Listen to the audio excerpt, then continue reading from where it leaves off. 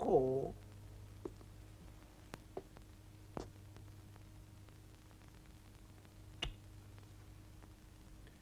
Arī būšu atklāta.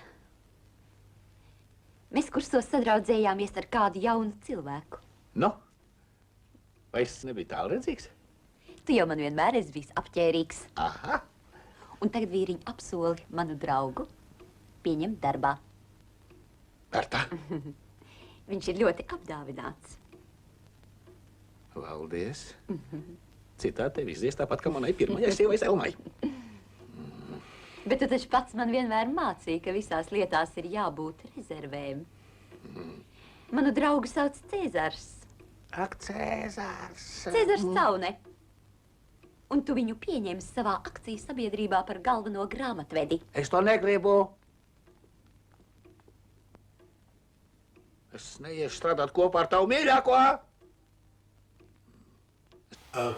Filma Ceplis ir absolūts fenomens manā aktieru karjerā. Proti, režisors Rolands Kalniņš bija kaut kā jau no mans darbošanās teātrī bija ieskatījis man. Kaut vai es atceros, kad viņš gatavojas uzņemt filmu 4 balti krekli, atbrauc uz Siguldu, kur es dzīvoju, un uzaicināju uz provēm. Man bija 17 gadu. Un viņš teica, ka es jūs ļoti gribētu filmēt, bet jūs esat par jaunu. Un paņēma Ūdu Pūcīti. Pēc tam es pie viņa biju skaņoju daudz filmas, Karalienes Bruņinieks un citas, kur aktieri bija, teiksim, neprofesionāļi un skaņu ierakstīja pēc tam. Un Cepļu uzņemšanas periodā es biju padomju armijā.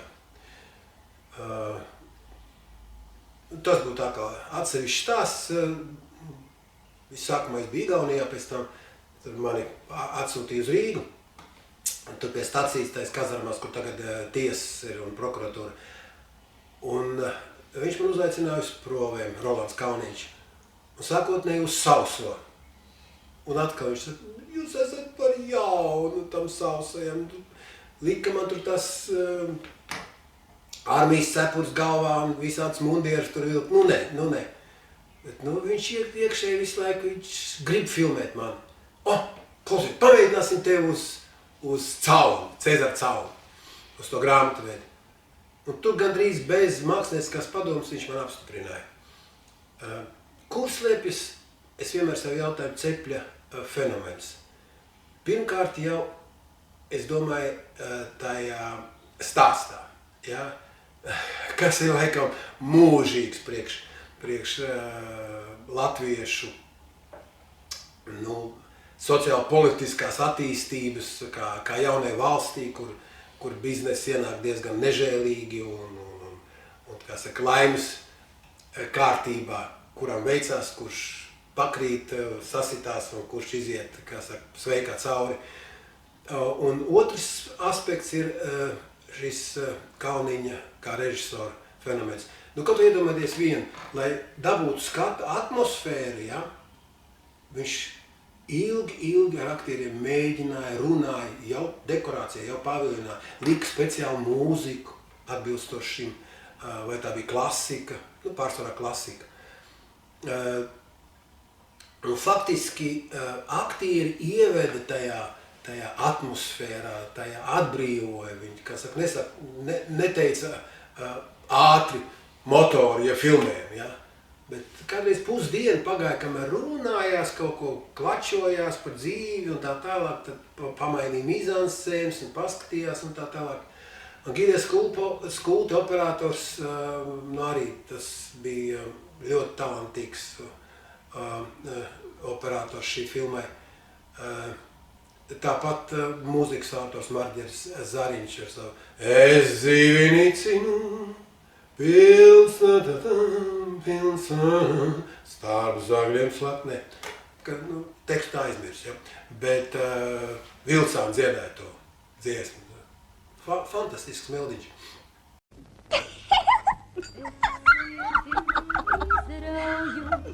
Un aizmetu to suņiem, jo sirdī nemiers līd, kas mīlēt allaž vēlīgs.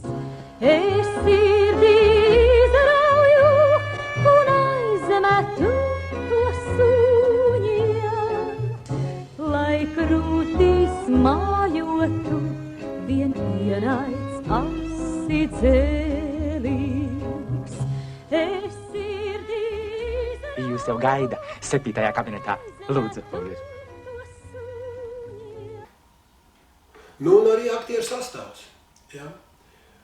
Es domāju, ka vismaz tajā laikā labāk cepļi par Pāvulu nevarēja atrast. Nu, Helga Dansberga, Cepļa kundze, nu, arī Gunārs Cilīnskis,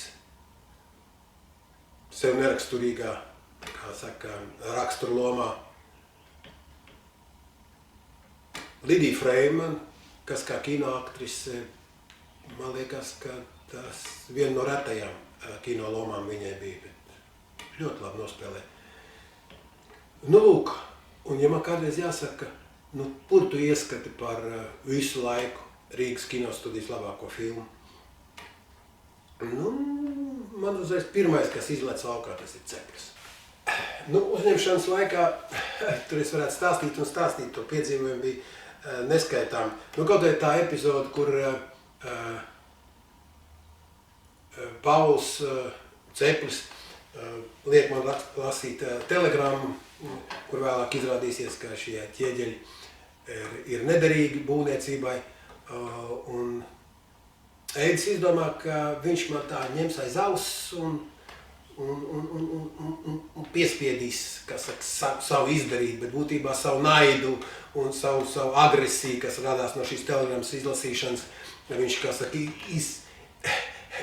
izliks uz mani. Un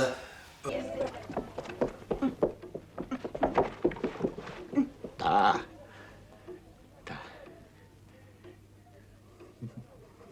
Te ir telegrammas, kas atsūtīts mūsu jubilejā. Jūs paņemiet un tur visiem skaļi nolasiet. Tikai neārtīgi bailīgu ģīmi. Sāciet ar finanses ministra apsveikumu. Nē. Vispirms to, kas angļu valodā. Pārtulkojiet. Nu, vienreiz jums būs iespēja parādīt, ko esat kopā ar manu kundzi mācījies. Nu, drošāk. No zināšanām nekā nav jākaunās. Cienījamies, Mr. Cepel. Jūsu firmas ķieģeļi izrādījušies celtniecībai nederīgi. Tā... Lēnāk. Bez kļūdām. Tāds tā rakstīts. Tādēļ lūdzam pārtraukt visus tālākos sūtījumus. Esam ar mieru maksāt sodu naudu par līgumu laušanu, jo tas, diemžēl, mums ir izdevīgāk. Punkts un... Kāds un? Ko jūs stostaties? Un ar cieņu tālāk sakot 3 paraksti. Taču vistīrāk apmelošana. Ārzemnieki vienkārši grib sakompromitēt mūsu jauno valsts par... Kas? Durvis! Aizver durvis! Tas viņam tik viegli neizdosies. Mr. Cepel, tā tur ir. Viņi pat neprot kārtīgi rakstīt. Ko tādu var spriest par mūsu rūpniecību? Neknauzarējas un maksā mūrniekam to, kas viņam pieklājas. Tad ķieģeļi nešķobīsies un katrs skurstanis būs taisnīgs kā miegls. Pareizi. Es domāju... Nekas jums nav jādomā. Tas ir firmas noslēpums, ko tūlīt uz līdzenas vietas vajag aizmirst.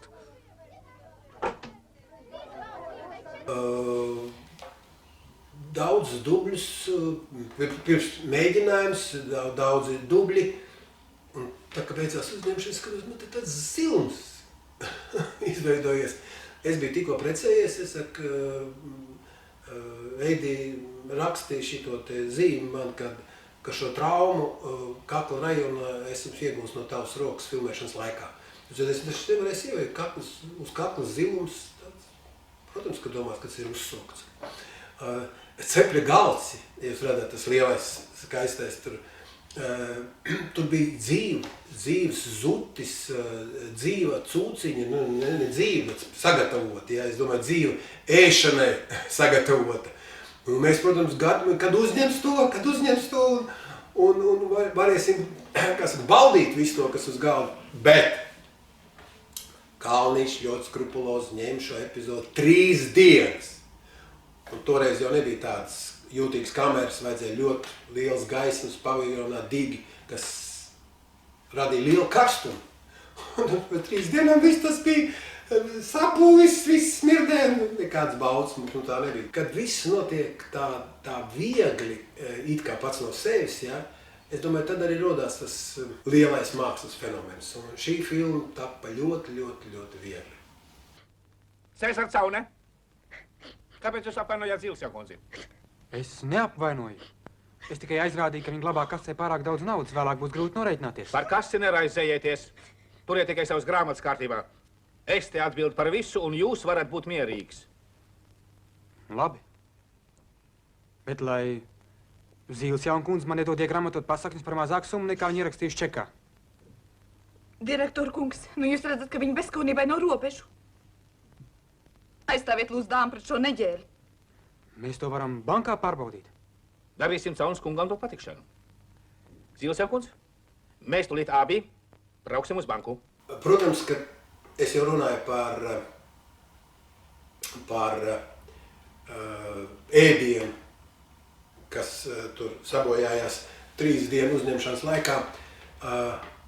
Tās tehnoloģijas, kāds bija toreiz pieejams kinematogrāfam, nu nekādi nevar salīdzināt ar šodien.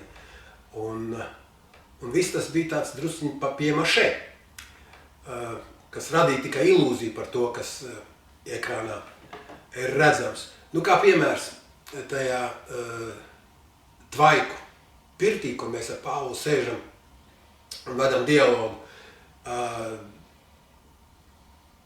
Es neatceros kuru, bet tās kastes bija uzsistas, sataisītas, un mēs sēdējām viņās, bet tie tvaiki, tie dūmi, tur nekādi nevarēja rasties, jo tur bija vienkārši dūmu šito te, to dūmu, to petardie, krieviski laikam šaška ir, ja.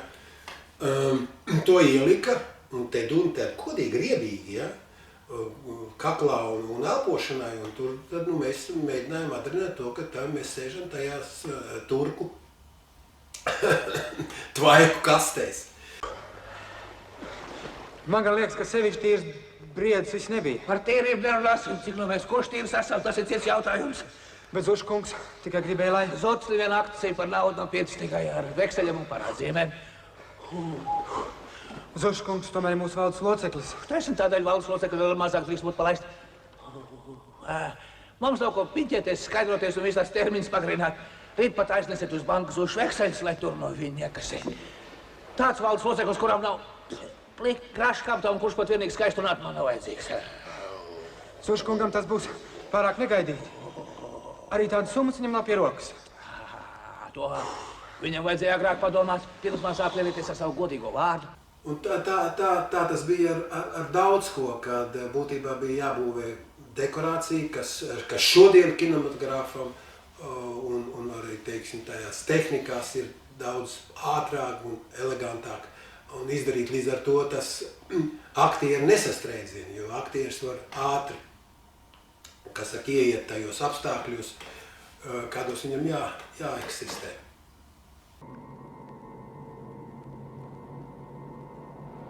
Cik savādi, ka automobīlī braucot aizvien gribas domāt par sievietēm. Jums arī kādi, pie kuras gribas tā ciešāk piedomāt? Vai nu gluži bešana? Bieži satiekaties? Neiznāk, es tak vienmēr esmu darbā aizņemts. Nu, darbs tas mazākais kā veikls, naktis jau jums viss ir brīvs. Naktīs mēs nevaram satikties, jo... Saprotu, viņa naktīs nav brīvi precēt kundzi, un ne? Tas man patīk, ka tīri negribot man izdevies uzlikt iemauktas laulības pārkāpējiem. Nē. Kā jums jaunais cilvēks nav kauna piņķēties ar citu sievām, vai tagad jau kuņš trūkst? Es tā vīra vietā jūs pamatīgi iemizotu, man tāda joka nepatīk. Cik reizi jūs esat saticies ar manu sievu?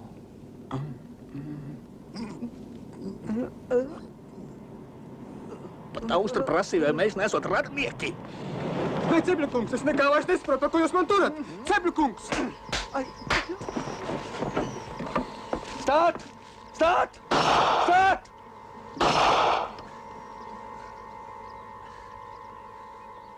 Stāt! Es šaušu! Stāt!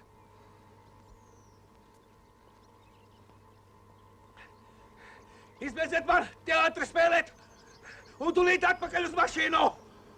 Nekur es neiešu. Man vienreiz pietiek. Bailīgs. Kur jūs skriesiet? Kas šajos bargajos laikos dos jums darbu? Vai tiešām mūsdienu jaunatne vairs nesaprot jokus? Nācieties jums uzlikšu augstu kompresi. Skatieties, tas ir Berts Lakatīšs. Man pašam ir savu līgavu. Par Mildu viņu sauc. Un mēs precēsimies. Kāpēc man būtu jāstiegs ar jūsu sievu? Pareizi. Tā ir īsti vīra valoda un nav ko dusmoties. Jūs esat smalkjūtīgs cilvēks un pats ļoti labi saprotat, ka mana visas domas tagad tikai pie māliem. Tikai pie māliem vien nolādēti ārzemnieki. Domāju, ka Ceplis ir pārlaicīga filma. Mums Rīgas kinostudija 70. un 80. gados uzņēma ļoti daudz vēl izcils filmas, kā Velna kalpi, ko televīzijā katru gadu rāda reizi, divas reizes, tāpat Limuzīns Jāņa nakts krāsā, bet vai nu viena ir ļoti pietuvināta tām sociālām lietām, kas pastāvēja ar to iekārtu saistīti, kā Limuzīns Jāņas naktī, vai, teiksim, tāda žanriski, ko mēs saucam par kostīmu filmu, kā Velna kalpi, bet Ceplis, man liekas, ir pārlaicīga, jo viņa ir tas serdenis ir tās cilvēciskās kaislības, jo šī mīlestība, šī nodevība, liekulība, alkatība, kas vienalga, kādā mēs iekārtā dzīvosim, vienmēr viņas tā vai citādi pastāvēs. Ka tikai vaļsirdīga atzīšanās ir jūsu vienīgais glābiņš. Nu jā.